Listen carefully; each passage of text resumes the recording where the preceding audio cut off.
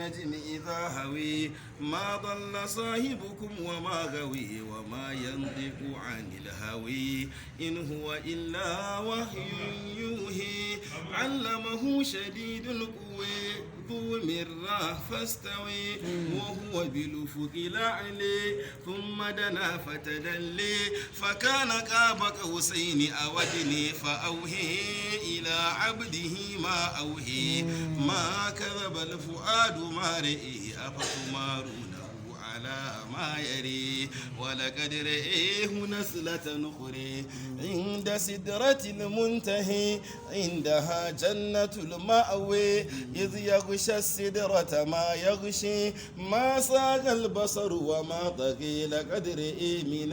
آيات ربه الكبرى أفرأيتم اللات والعزى ومناة الثالثة الأخرى ألكم الذكر وله الأنثى تلك إذا قسمة ضيزى إن هي إلا أسماء سميتموها أنتم وآباؤكم ما أنزل الله بها من سلطان إن يتبعون إلا الظن وما تهوى الأنفس ولقد جاءهم من ربهم الهدى أم للإنسان ما تمني فلله الآخرة والأولى وكم من ملك في السماوات لا تغني شفاعتهم شيئا إلا من بعد أن يأذن الله لمن يشاء ويرضي إن الذين لا يؤمنون بالآخرة ليسمون الملائكة تسمية الأنثى وما لهم به من علم إن يتبعون إلا الظن وإن الظن لا يغني من الحق شيئا فأعرض عمن تولي عن ذكرنا ولم يرد إلا الحياة الدنيا ذلك مبلغهم من العلم إن ربك هو أعلم بمن ضل عن سبيله وهو أعلم بمن اهتدي ولله ما في السماوات وما في الأرض ليجزي الذين أساءوا بما عملوا ويجزي الذين أحسنوا بالحسن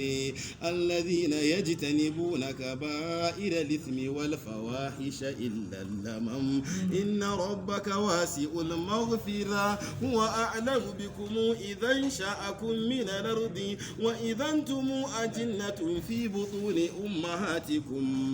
فلا تزكوا أنفسكم هو أعلم بمن اتقي أفرأيت الذي تولي وأعطي قليلا وأكدي أعنده علم الغيب فهو يري أم لم ينبأ بما في صحف موسى وإبراهيم الذي وفي ألا تزر وازرة وزر أخرى وأن ليس للإنسان إلا ما سعي وأن سعيه سوف يري ثم يجزيه الجزاء الأوفي